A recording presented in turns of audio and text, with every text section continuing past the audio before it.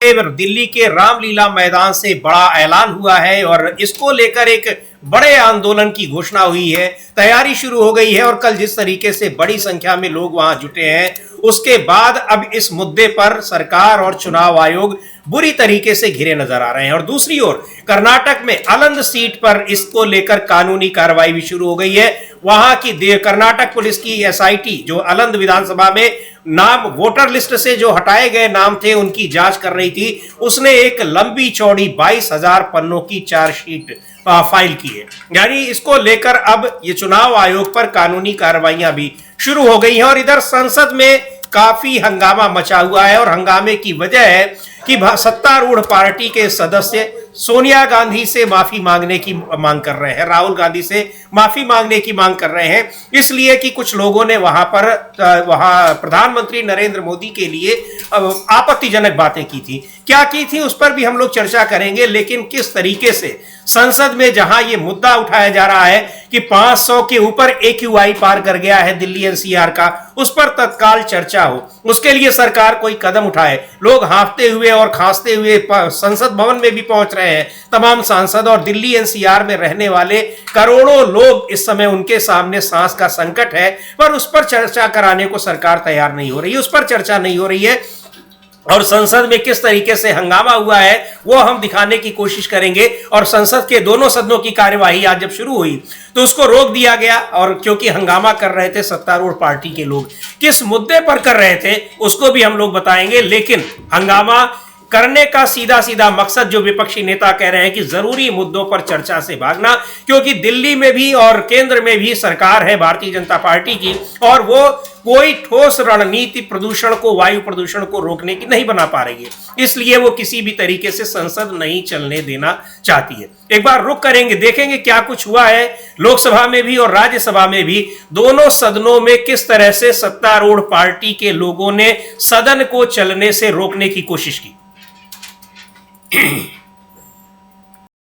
इस तरीके से वहां जो मंत्री गण है वो शोर मचा रहे हैं, माफी मांगने की बात कर रहे हैं, और मुद्दा क्या है उसको सुनकर हंसी आएगी। लेकिन कई सारे नोटिस दिए गए हैं कि प्रदूषण पर तत्काल चर्चा कराई जाए और कोई ठोस रणनीति सरकार बताए कि वो क्या बना रही है, इस पर वो बयान दे, उस पर कोई चर्चा नहीं हो रही है। लेकिन अमलेंदु जी जिस मसले पर ये माफी मांगने की बात कर रहे हैं कि देश के, दुनिया के सबसे मजबूत प्रधानमंत्री को लेकर इस तरह की बात की गई है क्या मसला? और जो मसला है वास्तव में लोगों को हंसी आएगी, हालांकि लोगों को पता भी होगा।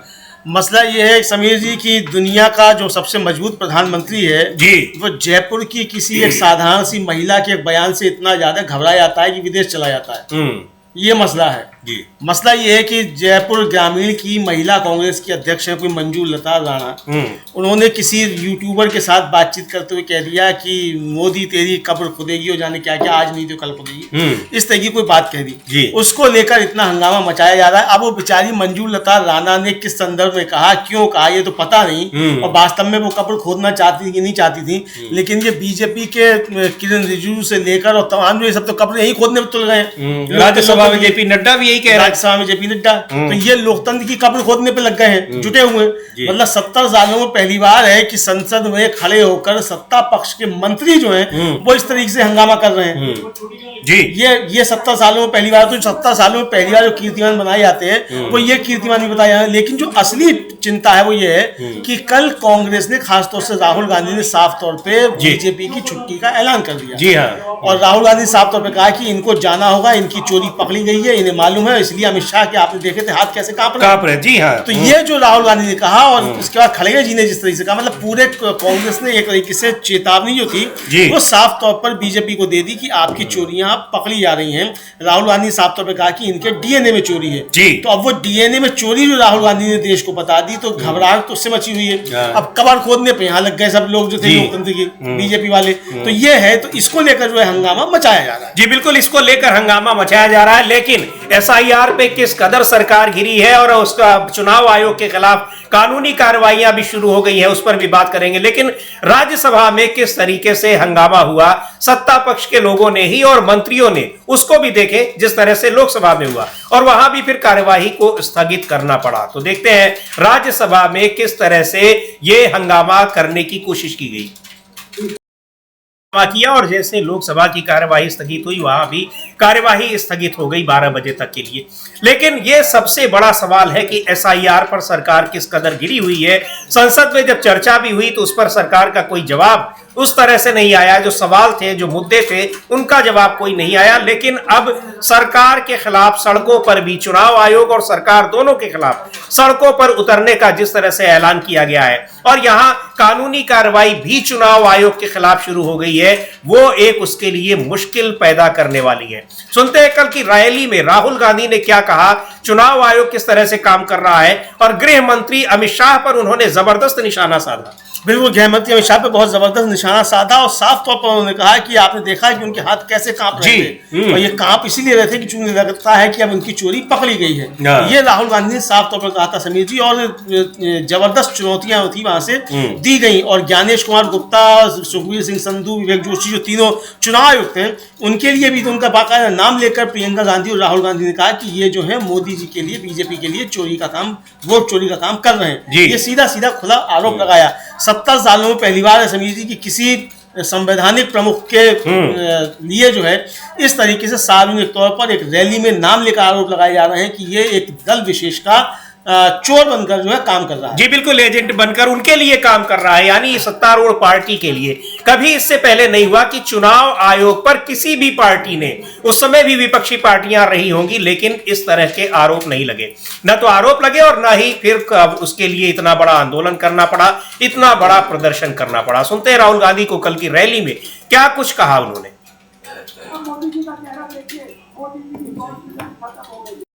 सीधे तौर पर कि प्रधानमंत्री नरेंद्र मोदी और गृह मंत्री अमित शाह है, और गृह मंत्री अमित शाह जब दे रहे थे, ये बिल्कुल सही कह रहे हैं अमलेंदु जी, तो उनका तेवर देखने लायक था। किस तरह से वो घबराए हुए थे और किस तरह से वो एक बिल्कुल आपा खो दे रहे थे। यहां तक कि अपशब्दों का इस्तेमाल कर दिया उन्होंने और उसको लेकर काफी हंगामा हुआ। लेकिन बीजेपी के किसी सांसद को और यहां तक कि स्पीकर को भी उनके उस अपशब्दों पर कोई आपत्ति नहीं हुई। हाँ बिल्कुल, स्पीकर को उस पर कोई आपत्ति नहीं हुई, जबकि राहुल गांधी और गौरव गोगोई दोनों ने खड़े होकर तुरंत आपत्ति दर्ज कराई और उसी समय जो था वो उनको कहना चाहिए था स्पीकर को कि आप अपने शब्द वापस लीजिए, यह संसदीय शब्द है, लेकिन ये नहीं कहा गया। और अमित शाह ने कहा कि अगर आपको लगता है कि मैंने कुछ गलत कह दिया है तो आप उसे निकाल दीजिए। तो वो निकाला नहीं गया, बल्कि उसे रिकॉर्ड नहीं किया गया, यानी डिलीट नहीं किया गया, उसे रिकॉर्ड नहीं किया गया, ये उसमें टिप्पणी की गई है। तो मतलब अमित शाह जी का जो वक्तव्य था वो बिरला साहब को असंसदीय नहीं लगा। तो हो सकता है संघ की शाखा के संस्कार। और उस समय ओम बिरला ने यह भी नहीं कहा कि आप मुझे नहीं निर्देशित करें, जो विपक्ष के नेताओं को, जबकि कई बार 8-8, 10-10 बार के सांसदों को ये इस तरीके के निर्देश देते हैं। बिल्कुल, कई बार के सांसदों को निर्देश देते हैं। और इसके बाद आपने मतलब अमित शाह से नहीं कहा कि आप मुझे निर्देशित नहीं करेंगे, और ना ही आपने जो है ये जब राहुल गांधी ने कहा कि भाई ये असंसदीय शब्द, तो उनसे भी नहीं कहा आपने कि आप मुझे निर्देशित ना करें।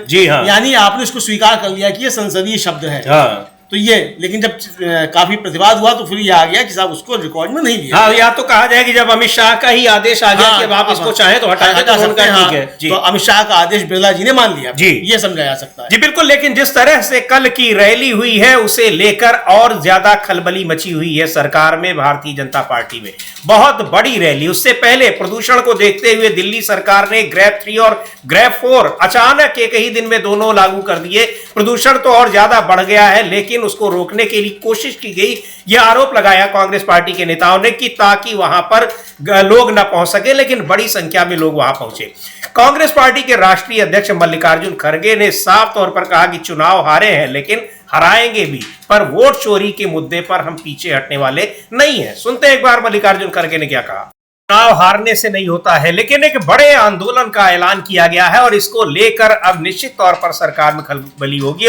केरला का जिक्र कर रहे हैं अमलेंदु जी, केरला में किस तरीके से, खैर वहां वैसे भी उपस्थिति नहीं थी, लेकिन जिस तरह से वहां निकाय चुनाव में बीजेपी को और एनडीए को मुंह की खानी पड़ी है, और यहां तक कि एलडीएफ को भी, जो सत्तारूढ़ पार्टी है, लेफ्ट डेमोक्रेटिक फ्रंट, वहां बड़ी मजबूती से कांग्रेस पार्टी बहुत आगे निकल गई है, जिसका जिक्र मल्लिकार्जुन खड़गे कर रहे हैं। और ये अगले ही साल वहां विधानसभा चुनाव होने हैं। ये कहा जा रहा है कि सीधा असर उसका इस निकाय चुनाव का दिखाई पड़ेगा, पहले भी दिखाई पड़ा है वो विधानसभा चुनाव में। हाँ बिल्कुल समीर जी, जब ग्रामीण क्षेत्रों के चुनाव होते हैं और उसमें जो रुझान आते हैं वो विधानसभा चुनाव नजदीक होता है तो उसमें परिलक्षित होते हैं। ये सिर्फ केरल की बात नहीं है, कहीं भी अगर होता है तो मालूम पड़ता है। तो केरल में जिस तरीके से नतीजे आए हैं, जाहिर बात है कि उसमें साफ दिख रहा है कि कांग्रेस को वहां बड़ी जीत विधानसभा चुनाव में मिलने जा रही है। लेकिन जो महत्वपूर्ण बात है वो ये है समीर जी कि जो केरल से एक मंत्री आते हैं बीजेपी के, सुरेश गोपी साहब, उनके क्षेत्र में बीजेपी 0 पे आउट हो गई है। मतलब एक ग्राम पंचायत के सदस्य तक की जीत वहां नहीं जीत पाई है जी। तो ये भारतीय जनता पार्टी के लिए बहुत जबरदस्त एक तरीके से झटका देखा जा सकता है कि उनको भारतीय जनता पार्टी को बहुत बड़ा झटका लगा है। बाकी उनके साथ वहां छोटे छोटे दल थे जो क्षेत्रीय दल हैं, उनके दम पर एनडीए दिखाया जा रहा है कि एनडीए जो है चौथे नंबर पे है।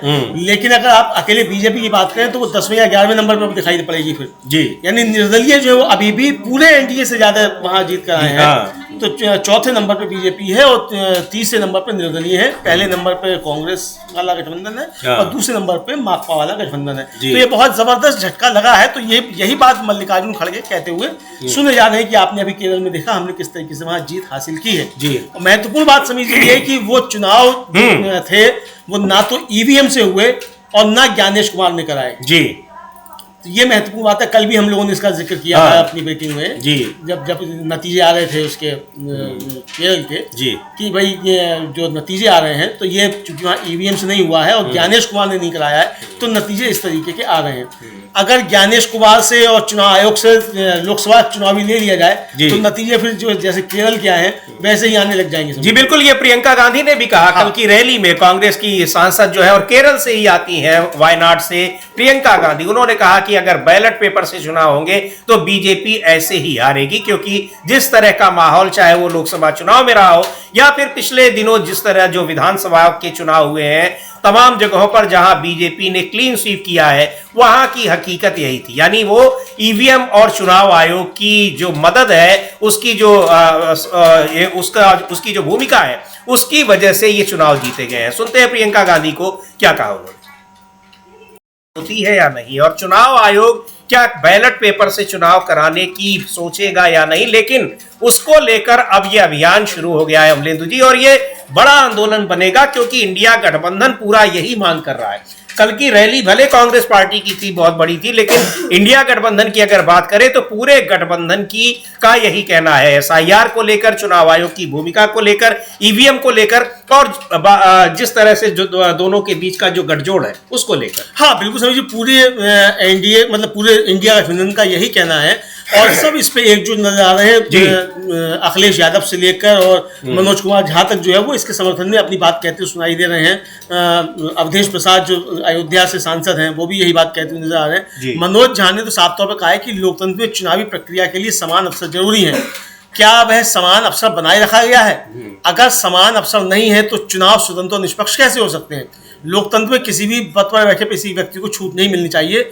छूट जवाबदेही में बाधा है जी, ये उनका साफ तौर पर कहना है जी। सुनेगा मनोज झा को, सुनते हैं आरजेडी के सांसद हैं क्या कह रहे हैं। अखिलेश यादव ने भी एक बहुत लंबा चौड़ा ट्वीट किया है एसआईआर को लेकर, चुनाव आयोग की भूमिका को लेकर, और किस तरीके से जो समय सीमा बढ़ाई है चुनाव आयोग ने अमलेंदु जी, उसमें ये स्पष्ट हो गया है कि क्या कुछ चल रहा है एसआईआर के नाम पर। जो वोटर लिस्ट में करीब 3-4 करोड़ नाम हटाने की जो साजिश की बात कर रहा है विपक्ष, वो भी सामने आया है और उसी बात को लिखा है अखिलेश यादव ने। वो लिख रहे हैं कि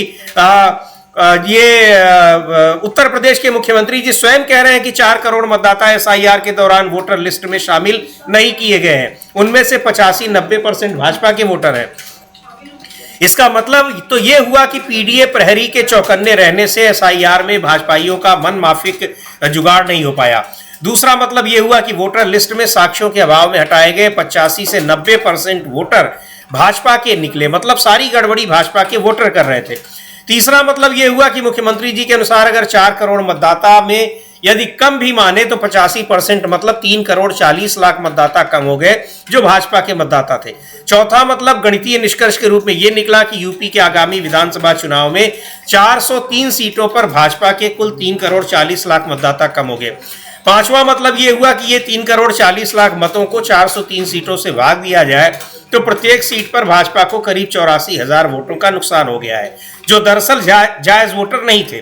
छठा मतलब इस गणित से यह निकला कि भाजपा आगामी चुनाव में रेस से ही बाहर हो जाएगी और भाजपा की हार का ये गणित और पीडीए की जीत का अंक गणित आकांक्षा और अपनी पीडीए सरकार बनाने के लिए पीडीए की एकजुटता देखकर भाजपा व उनके प्रत्यक्ष सहयोगी और साथ ही पिछले दरवाजे से साथ निभाने वाले अन्य दलों से टिकट मांगने वाले प्रत्याशी या उम्मीदवार ही नहीं होंगे। इससे एक और बात साफ हो गई कि चुनाव आयोग द्वारा सत्ताधारी दल के नुकसान को देखकर ही 2 हफ्ते का समय बढ़ाया गया है। लेकिन पीडीए प्रहरी एसआईआर में अब 2 गुनी सजगता से काम करेंगे और किसी भी गड़बड़ी को नहीं होने देंगे और चुनाव आयोग के अधिकारियों से हर एक पीडीए प्रहरी कहेगा तू जहां जहां चलेगा मेरा साया साथ होगा।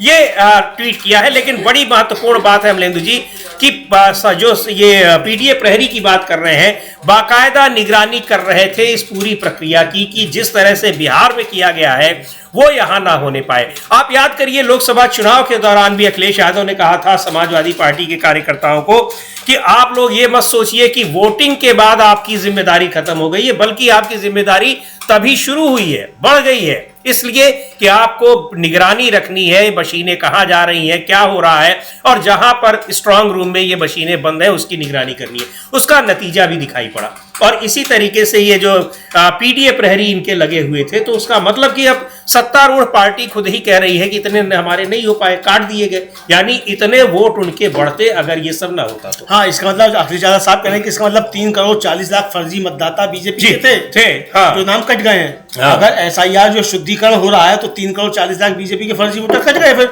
जी। इसका मतलब तो ये बीजेपी अगर कह दी कि 85 से 90% वोट उसके थे, हाँ। तो नाम कटे हैं तो फर्जी वोट कटे हैं ज्ञानेश कुमार जी के मुताबिक जी। तो ये सब बांग्लादेशी थे जो भारतीय जनता पार्टी के लिए वोट करते थे।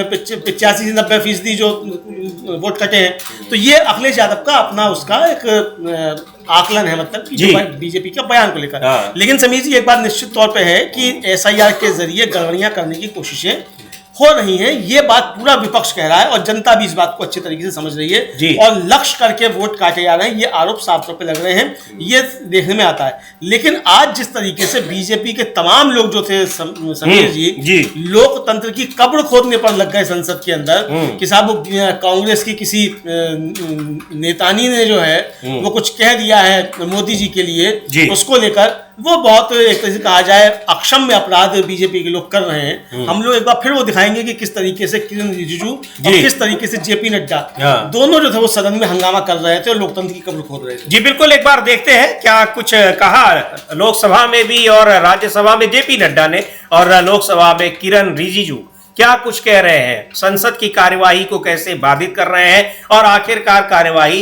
रोक ही दी जाती है। लोकसभा की कार्यवाही अब 2 बजे तक के लिए स्थगित कर दी गई है। यह भी है कि वहां निश्चित तौर पर केरल के चुनाव का भी मुद्दा उठता है। जी बिल्कुल, पूरी तरीके साफ हो गई। तो देखते हैं संसद की कार्यवाही में क्या कुछ हुआ। जो बताया अमलेंदु जी ने कि राजस्थान की एक महिला नेता ने अब वो नारे उसने लगा दिए, या वहां पर ये मुहावरा चलता है राजनीतिक अपने प्रतिद्वंदिता में, कई जगह होता है ऐसा, बहुत सारी चीजें अलग अलग इलाकों में बोली जाती हैं जिनको दूसरी जगहों पर बुरा मान लिया जाता है, जिस तरीके से राहुल गांधी की तमाम बयानों को लेकर कि उन्होंने इस तरह से क्यों कहा। लेकिन उन महिला ने क्या कुछ कहा, पर संसद में उसको बार बार ये मंत्री दोहरा रहे हैं। अब क्या उसको समझा जाए, वो सांकेतिक रूप से भी कह सकते थे। 1.5 मिनट में किरण रिजिजू ने 4 बार मोदी जी की कब्र खोद दी। ये साहब तो उनका मोदी जी की कब्र खोदी जा रही है, मोदी जी की कब्र खोदी जा रही है। अरे कौन खोद रहा भाई, तुम ही तो खोद रहे हो यहाँ खड़े हुए, बार बार इस बात को कह रहे हो। वही इस बात को सांकेतिक रूप से भी आप कह सकते थे। एक महिला ने अगर किसी एक अनजान से यूट्यूबर से कह दिया, आपने उसको लेकर पूरे देश में बना दिया, यानी आपने एक दूसरा कन्हैया कुमार तैयार कर दिया, एक और नेता आपने तैयार कर दिया कांग्रेस के लिए जी। अब वो कल से बड़ी नेता हो जाएगी, लता मीना जो है बड़ी नेता हो गई। अब वो अलका लांबा से टक्कर लेगी अब मतलब आपने एक नया नेता पैदा कर दिया। अपने यहाँ तो आप झाड़ पूछ के ले आए अपना कार्यकारी राष्ट्रीय अध्यक्ष, लेकिन कांग्रेस को भी आपने एक नया नेता बड़ा सा दे दिया। तो ये गलतियां काहे करते हैं? अरे मोदी जी की आपको कब्र खोदनी है, खूब खोदो, कौन रोक रहा है? जी हैं? आप इस तरीके के शब्दों का वहां इस्तेमाल कर रहे हैं संसद के अंदर खड़े होकर। अब ये असंसदीय शब्द नहीं है। हाँ वही तो, बिरला जी इसको मना नहीं कर रहे हैं। मना नहीं कर रहे हो, उसको कार्रवाई से भी नहीं निकाला जा रहा है। भाई किरण रिजिजू ने 4 बार कहा मोदी तेरी कब्र खुदेगी, इसको क्यों नहीं निकाला आपने संसदीय कार्रवाई से? क्यों नहीं रोका आपने किरण रिजिजू को? लेकिन मोदी जी की कब्र अब वहां जो है बिरला जी भी खुदवा रहे हैं। ये गजब तरीके का है, मतलब देश चल रहा है, गजब तरीके से संसद चल रही है। देश का प्रधानमंत्री उसकी कब्र जो है वो खोदने की बात कर रहे हैं वहां खड़े होकर, संसदीय कार्य मंत्री। ये गजब है, 70 सालों में से पहली बार। जी बिल्कुल वही है कि आप वहां उन्होंने कह दिया, लेकिन वो वीडियो वायरल हुआ, पर वही बात दोहरा रहे हैं मंत्री, संसदीय कार्य मंत्री। कई बार उन्होंने अपने 1.5 मिनट के भाषण में 4-5 बार वही बात दोहरा रहे हैं, कब्र खुदने की बात। और बिल्कुल बड़ी हैरानी की बात है कि उस पर स्पीकर ओम बिरला को भी कोई आपत्तिजनक नहीं लग रहा है। वैसे कम से कम प्रधानमंत्री के लिए कह रहे हैं तब तो आपत्तिजनक लगना चाहिए। वैसे तो सत्तारूढ़ पार्टी का कोई बयान कुछ भी कह दे वो उनको आपत्तिजनक नहीं लगता है, लेकिन कम से कम प्रधानमंत्री के लिए अगर ऐसा कहा जा रहा है तो निश्चित तौर पर वो उनको टोकना चाहिए था, हस्तक्षेप करना चाहिए था। बिल्कुल हस्तक्षेप करना चाहिए था। समीर जी पूरा देश सुन रहा है, पूरी दुनिया देख रही है कि संसदीय कार्य मंत्री जो है वो मोदी जी की कब्र खोदने की बात कर रहा है, संसद के अंदर खड़े होकर बात कर रहा है जी। तो पूरा देश देख रहा है और स्पीकर साहब खामोश बैठे हुए, कोई उस पर एक्शन ही नहीं ले रहे हैं। इसी तरीके से राज्यसभा में वहां जो नेता सदन है जेपी नड्डा साहब कल तक जो राष्ट्रीय अध्यक्ष हुआ करते थे, वो वहां मोदी जी की कब्र खोदने की बात कर रहे हैं, उनको भी हम लोग सुन लेंगे किस तरीके से वो मोदी जी की कब्र खोदने की बात कर रहे हैं। सोनिया गांधी माफी मांगो, अरे मोदी जी की कब्र खोदने की बात तुम कर रहे हो, माफी मांगे सोनिया जी। ये गजब तरीके का देश चल रहा है, गजब। ये भारतीय जनता पार्टी है, उनको भी हम लोग सुन सकते हैं। जी बिल्कुल सुन लेते हैं जेपी नड्डा को, जो राष्ट्रीय अध्यक्ष अभी तक थे, अब तो कार्यकारी अध्यक्ष बना दिए गए हैं नितिन नवीन बिहार के, और माना जा रहा है कि वही चुन भी लिए जाएंगे, जिनको नियुक्त किया गया वही निर्वाचित भी हो जाएंगे। तो ये बीजेपी का अपना आंतरिक लोकतंत्र है जिसकी बड़ी तारीफ करते हैं भारतीय जनता पार्टी के नेता। जेपी नड्डा भी इसी प्रक्रिया से चुनकर आए थे, फिर निर्वाचित कर दिए गए और उसके बाद वो उनका कार्यकाल बढ़ता गया। बहरहाल वो केंद्रीय मंत्री भी हैं, राज्यसभा में क्या कुछ कह रहे हैं वो सुनते हैं। पार्टी के मंत्री बोल रहे हैं, सत्तारूढ़ पार्टी के उनके साथी जो है, सहयोगी है, वो वेल में आकर हंगामा मचा रहे हैं, शोर मचा रहे हैं, फिर कार्रवाई भी स्थगित कर दी जाती है। हमने हाँ बिल्कुल हिंसा करने पे उतारू दिख रहे हैं जी, मतलब जिस उसमें आए हैं गमछे हमछे सब डाल के सीधे होते हुए, लगता है कि अब जाके सीधा हमला कर देंगे अब खड़गे जी पे जाकर, इस तरीके की वहां दिखाई पड़ रहा है। तो ये अपनी जो इनके संस्कार है उसको प्रदर्शित कर रहे हैं भाजपा के लोग वहां सदन के अंदर। कैसे कैसे लोग, राज्यसभा तो समीर जी बड़ा संयमित वो समझा जाता था कि वहां पढ़े लिखे विद्वान लोग जाया करते हैं। ये कितने पढ़े लिखे विद्वान लोग जा रहे हैं राज्यसभा में, ये देखिए आप जी किस तरीके से स्तर गिरा दिया भारतीय जनता पार्टी ने राज्यसभा का भी। अरे भाई आपको मोदी जी के साथ जो करना वो आप कीजिए। अब परेशानी क्या है असली? परेशानी ये है कि कल की रैली से बुरी तरीके से भाजपा घबराई हुई है जी। वहां साफ तौर पर ऐलान कर दिया गया कि इनकी अब छुट्टी होने वाली है। इस ऐलान के बाद तुरंत मोदी जी विदेश चल दिए जी। जैसे ही कांग्रेस ने ऐलान किया कि अब इनकी छुट्टी होने वाली है, इनकी हम छुट्टी कर देंगे, अब ये चल दिए हैं विदेश। इधर समीर जी सुना जा रहा है कि कोई पीएमओ में एक मंत्री रहे, उन्होंने घोषणा कर दी है कि 19 दिसंबर को मोदी जी इस्तीफा दे देंगे। अब पता नहीं देंगे नहीं देंगे, पता नहीं, ये भी एक चल रहा है। लेकिन ये जिस तरीके से वहां से घोषणा की गई है उससे लगता है कि भारतीय जनता पार्टी काफी ज्यादा घबरा गई, और इतना ज्यादा घबरा गई कि उसे पता ही नहीं चला कि कब वो वहां मोदी जी की कब्र खोदने की बात करने लग गई जी। केसी वेणुगोपाल ने कहा कि भाई हमने किरण रिजिजू से पूछा कि क्या आपके पास कोई सबूत है, क्या हमारे किसी नेता ने कहा, किसने कहा बताइए जी, तो कोई सबूत नहीं है। अरे भाई आप कह रहे हैं कि मोदी जी की कब्र खोदेगी तो ऑथेंटिकेट करो उसको। बिल्कुल लोकसभा में या राज्यसभा में आप फर्जी बात यहाँ थोड़ी बोल सकते हैं। और कम से कम स्पीकर को और सभापति को तो कहना चाहिए आप लाइए दीजिए। भाई वंदे मातरम पर जयराम रमेश बोले तो उन्होंने सारी चीजें ऑथेंटिकेट करी जी, कि मैं ये बात कह रहा हूँ ये लीजिए ऑथेंटिकेट, ये कह रहा हूँ ये लीजिए ऑथेंटिकेट। अब जेपी नड्डा कुछ कह रहे हैं, किरण रिजिजू कुछ कह रहे हैं, तो उसको ऑथेंटिकेट करें। लेकिन ऑथेंटिकेट उसको नहीं कर रहे, लेकिन कब्र खोदने में तुले हुए लोकतंत्र की भी, मोदी जी की भी। जी बिल्कुल, लेकिन कहा क्या है केसी वेणुगोपाल को सुनते हैं। उन्होंने इसको लेकर कहा कि ये किस तरह से बहुत ही हास्यास्पद सी चीज है, बेमतलब की बेसिर पैर की चीज को कैसे संसद में हंगामे की वजह बनाया जा रहा है। सुनते हैं केसी वेणुगोपाल को, कहा क्या है उन्होंने। केसी वेणुगोपाल ने, कांग्रेस पार्टी के महासचिव हैं, वो कह रहे हैं कि केंद्रीय मंत्री जेपी नड्डा ने पार्टी रैली में प्रधानमंत्री उस पर कहा है कि ये एक बेबुनियाद ड्रामा है जो उन्होंने आज रचा है, क्योंकि हमने कल दिल्ली में एक सफल रैली की थी। मैंने किरण रिजिजू जी से पूछा क्या किसी कांग्रेस नेता ने कुछ कहा, उन्होंने कहा कि रैली में कुछ लोगों ने ऐसा कहा था, ये बेबुनियाद है। किसी भी राजनीतिक नेता के खिलाफ, भले ही वे हमारे राजनीतिक विरोधी हों, अस्वीकार्य भाषा का इस्तेमाल करना हमारी परंपरा नहीं है। दूसरी तरफ हम देख सकते हैं कि अमित शाह जी ने पिछले हफ्ते संसद में कैसी भाषा का इस्तेमाल किया था। कोई भी नेता, चाहे वह राज्य स्तर का हो या जिला स्तर का, ऐसा कुछ नहीं कहेगा। सही बात है, कम से कम सदन में तो इस तरह की भाषा का इस्तेमाल नहीं होता है, लेकिन कोई सबूत उसका नहीं दे पा रहे हैं। और लेकिन महत्वपूर्ण बात कही केसी वेणुगोपाल ने कि कल की जो रैली थी उसकी सफलता और वहां पर जो ऐलान किया गया है उसको लेकर घबराई हुई है भारतीय जनता पार्टी। सुनते हैं आरजेडी के सांसद मनोज झा को, क्या कुछ कह रहे हैं, क्योंकि पूरा का पूरा विपक्ष इसमें एकजुट होकर सरकार के खिलाफ अब सड़कों पर भी उतर गया है। मनोज झा को सुनते हैं को लेकर, और कैसे चुनाव आयोग को एक प्रोटेक्ट किया गया है कानून बनाकर कि उसके खिलाफ कोई एक्शन नहीं लिया जा सकता। ये सब सोची समझी रणनीति है चुनाव आयोग से अपने मनमाफिक उस दबाव डालना और अपने मनमाफिक उससे काम करवाना, यही आरोप लगा रहे हैं विपक्षी नेता। और कल की जो रैली हुई है उसको लेकर उस रैली में सीधे सीधे ऐलान किया गया है कि भले ही चुनाव हार रहे हैं लेकिन एक न एक दिन इसको हराएंगे। तो एक बड़ा मुद्दा बना हुआ है और वो लगातार, चाहे संसद में चल रहा हो, सड़कों पर भी उतर गए हैं और उधर सुप्रीम कोर्ट में भी एसआईआर का मुद्दा चल ही रहा है, जिसमें साफ तौर पर दिखाई पड़ रहा है कि चुनाव आयोग कैसे घिरा नजर आ रहा है, संवैधानिक प्रावधानों का सीधे सीधे उल्लंघन करता हुआ दिखाई पड़ रहा है। वहां जिस तरह की दलीलें लगातार अमलेंदु जी पेश की जा रही हैं, बिल्कुल समीर जी, जिस तरीके की पेश की जा रही है उससे साफ तौर पर लगता है कि लगातार संविधान का उल्लंघन किया जा रहा है, ये साफ तौर पर दिखाई पड़ रहा है। और ये एसआईआर को लेकर तो समीर जी अगर बात की जाए तो चाहे संसद के अंदर हो चाहे संसद के बाहर हो, दलीलें एक तरीके की हैं। जो अभिषेक मनु सिंघवी ने दलीलें सुप्रीम कोर्ट में दी, वही दलीलें मनीष तिवारी की संसद के अंदर थी। जी बिल्कुल। और उन दलीलों का भाजपा की तरफ से कोई विरोध नहीं किया जा सका। ये नहीं कह पाया कि चुनाव आयोग को शक्तियां हैं, वरना कहते मोदी जी खुलकर, अमित शाह कहते कि नहीं चुनाव आयोग को शक्तियां हैं, वो कर सकता है जी।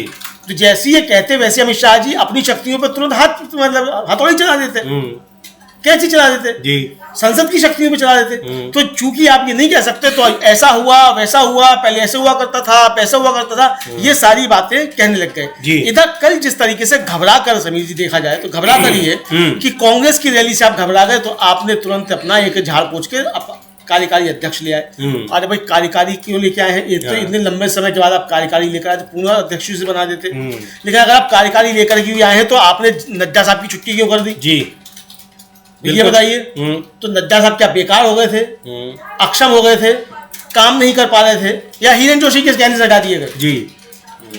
अब चर्चा ये भी चल रही है कि हिरेन जोशी के कहने से नड्डा साहब हटा दिए गए। तो समीर जी, जहां पीएमओ का एक अधिकारी इतना ताकतवर हो जाए कि वो पार्टी का राष्ट्रीय अध्यक्ष बदलवा दे, और यहाँ संसद में खड़े होकर मंत्रियों बात कर रहे हैं मोदी जी की कभी खुदवानी की, तो समझा सकता है भारतीय जनता पार्टी के अंदर चल क्या रहा है। इसी को लेकर पवन खेड़ा जो कांग्रेस के प्रवक्ता हैं, उन्होंने जो नया अध्यक्ष चुना गया है उसको लेकर बहुत तीखा हमला बोला है जी। बिल्कुल, जो अचानक से वहां एक कार्यकारी अध्यक्ष नियुक्त कर दिया पार्टी ने, जिनको माना जा रहा है कि अब वही आगे चलकर नितिन नवीन, वहां बिहार में मंत्री हैं और एक बिहार के वरिष्ठ कांग्रेस नेता नवीन किशोर के बेटे हैं, और उनको बनाया है पार्टी का राष्ट्रीय अध्यक्ष। लेकिन क्यों बनाया है, ये भी बड़े सवाल उठ रहे हैं अमलेंदु जी। सीधे आरएसएस को भी उसकी हैसियत बताई है प्रधानमंत्री नरेंद्र मोदी ने, और नीतीश कुमार को भी। वो बात भी हम करेंगे, पहले सुन लेते हैं पवन खेड़ा क्या कह रहे हैं।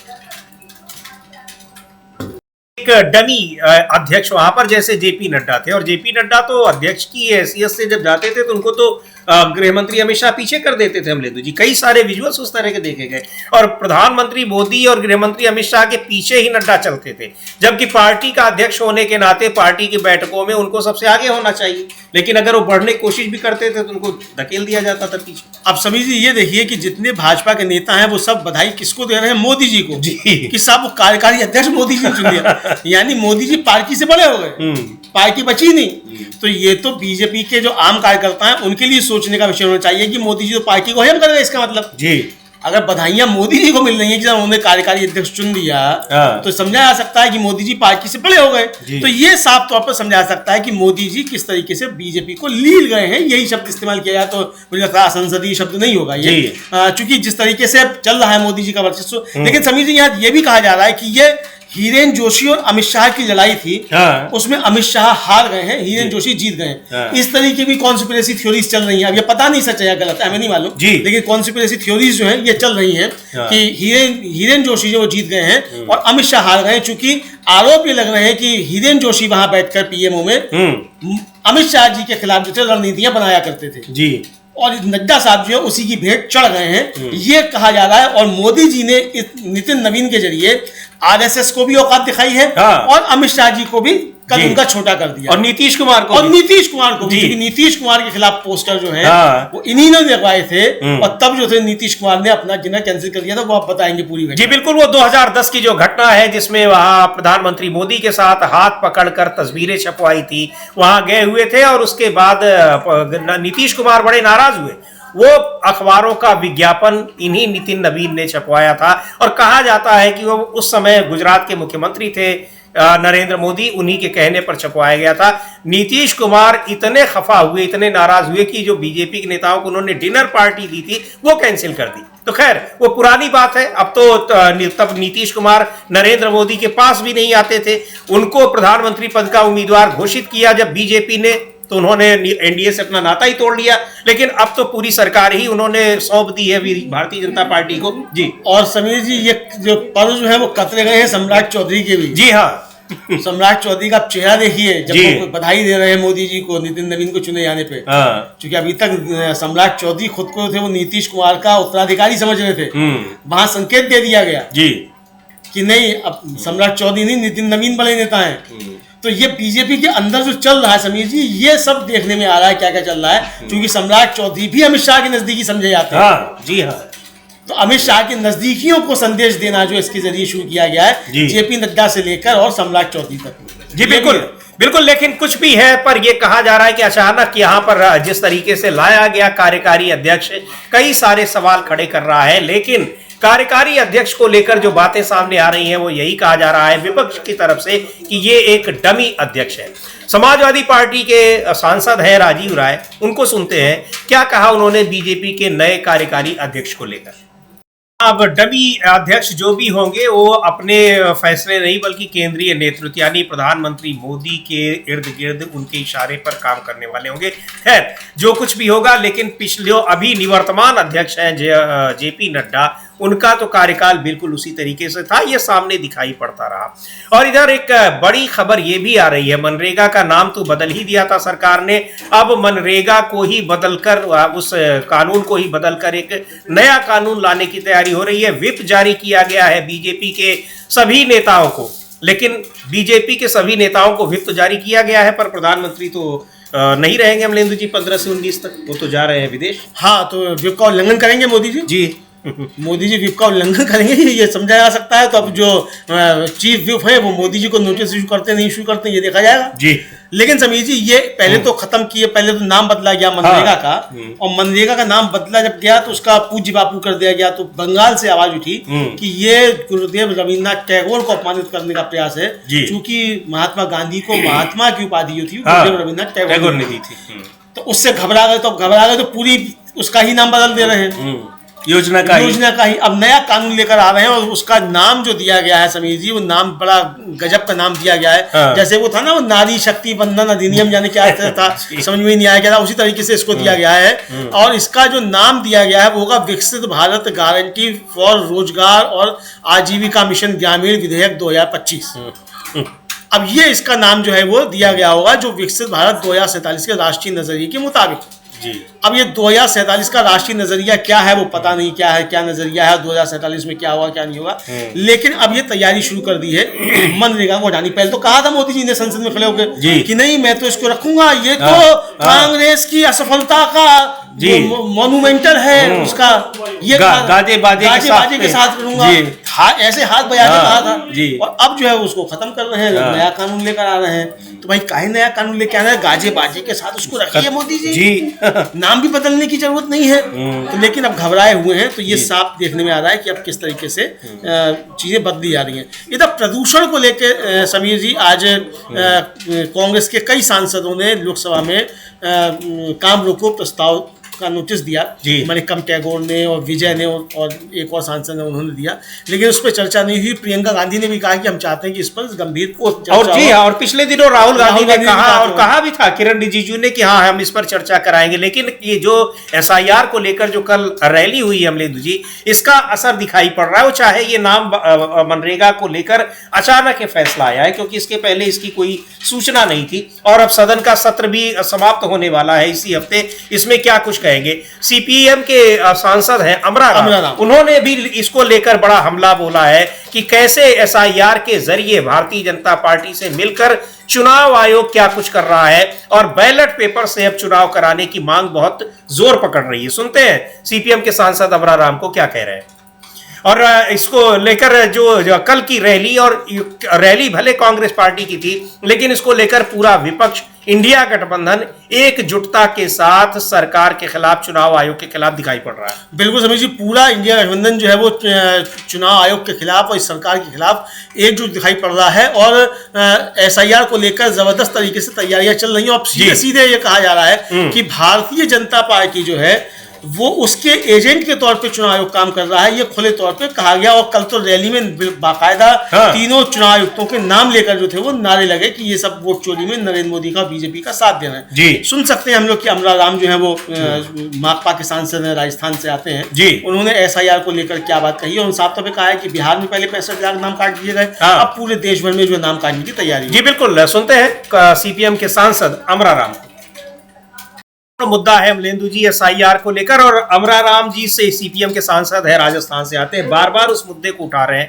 उनसे भी जब ये सवाल पूछा गया तो उन्होंने बहुत व्यावहारिक जवाब दिया कि नारे तो लगते रहते हैं, बहुत सारे नारे होते हैं, उन नारों को लेकर आप संसद का समय क्यों बर्बाद करेंगे? समीर जी, एक नारा होता है मुर्दाबाद। हम लोगों ने छात्र जीवन में बहुत नारे लगाए हैं, फलाने मुर्दाबाद, फलाने मुर्दाबाद। तो इसका मतलब अब उनके मरने की कामना थोड़ी है। और समीर जी, अगर राजनीति में रहकर आपने अगर मुर्दाबाद के नारे नहीं लगाए जी, तो आपकी राजनीति पे लानत है।